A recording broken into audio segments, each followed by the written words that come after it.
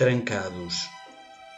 Texto de Paulo Timóteo, ilustrações de Susana Matos, música Ossana, de Ana Vitorino de Almeida.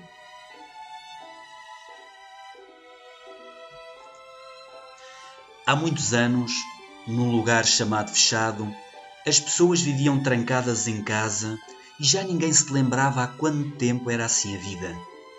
Também não se sabia ao certo por que razão tinham ficado proibidas de sair. Os mais velhos diziam que tudo tinha sido causado por uma doença, mas havia quem dissesse que a culpa fora do sol que fizera uma birra, enquanto que outros falavam de um ataque de gafanhotos malucos.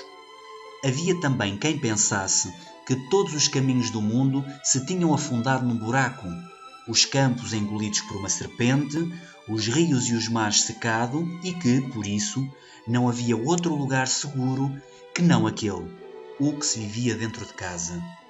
O lugar fechado não se tinha chamado sempre assim, mas também já ninguém se lembrava do seu nome antigo. Ficar em casa muito tempo acabava por estragar a memória.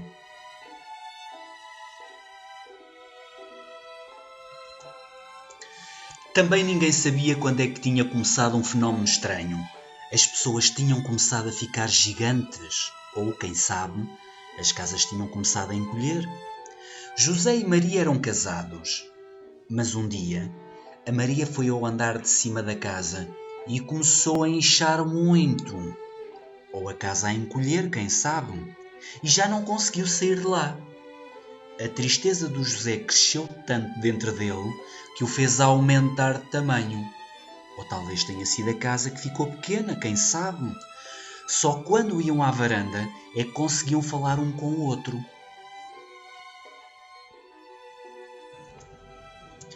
Havia uns senhores que mandavam em Fechado. Eram dois, o baixo e o alto, e tinham sempre muitas coisas importantes para discutir, como por exemplo, de que cor era o céu, porque é que as árvores eram tão altas, como é que as nuvens não caíam, se ia chover ou não. Sim, porque mesmo que não andassem na rua, era sempre bom saber se os vidros precisavam de guarda-chuva.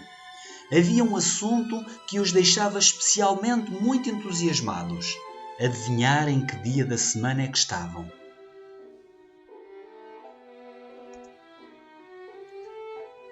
O Valdemar era um rapaz calado e triste. Gostava de imaginar que tinha um carro e que, com ele, viajava com uma mala vazia para a trazer cheia de histórias.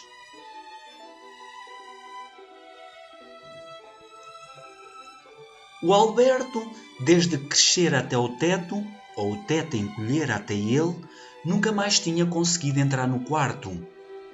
Os irmãos do Alberto, a Zaina e o Simão, passavam os dias a contar os quadrados da toalha e a discutir se a toalha era preta com quadrados brancos ou branca com quadrados pretos. A família Torres tinha também crescido muito, ou a casa encolhido muito. Até o gato ficara gigante e agora não saía da cama do Tomé, passava o tempo a falar por Skype consigo próprio. A mãe fazia sopa todos os dias e ganhara o hábito de conversar com a panela, que se tornara a sua melhor amiga. O pai estava sempre a ler o mesmo livro. Como o livro era feito de páginas em branco, o pai inventava todos os dias uma história diferente. No sótão da família Torres, o elefante e a bicicleta estavam zangados, desde que o elefante quis aprender a pedalar e a bicicleta o aconselhou a fazer dieta.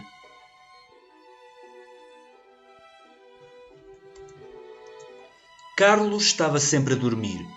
Acordem-me quando puder ir para a rua, pediu ele. Não se sabe há quanto tempo. Enquanto dormia, o Carlos sonhava com as montanhas que não via, com o mar que não conhecia, com as flores que nunca cheirara.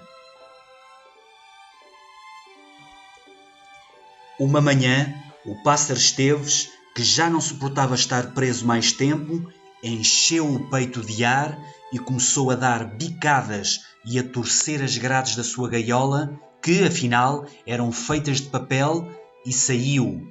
Prefiro morrer livre do que viver preso, disse ele antes de fugir.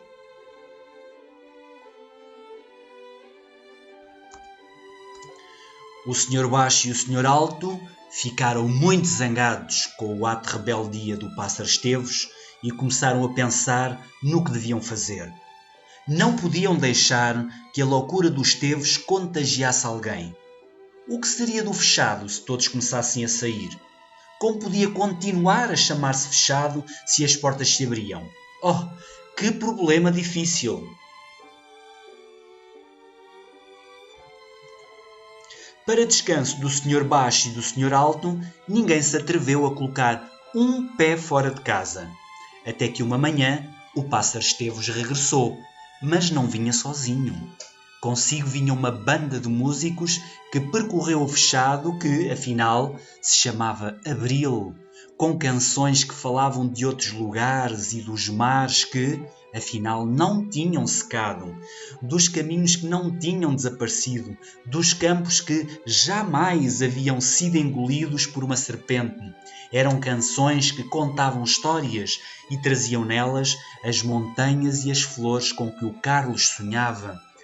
Os músicos convidavam as pessoas a virem para a rua cantar e dançar, e dentro de cada casa, os pezinhos de cada um começaram a mexer-se de forma estranha e a levarem as pessoas para a rua.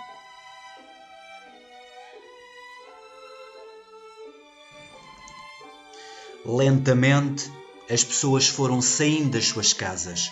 Primeiro com medo de respirar, com medo de pisar a rua, com medo até de falar, mas depois foram percebendo que nada de mal lhes acontecia e com o tempo foram reaprendendo a viver em liberdade e as casas voltaram a ter o tamanho exato que a vontade das pessoas decidia.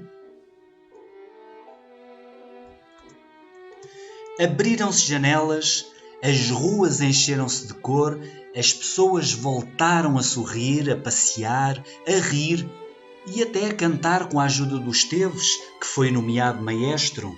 O Carlos acordou, o Valdemar arranjou um carro e todos festejaram uma alegria que já tinham esquecido.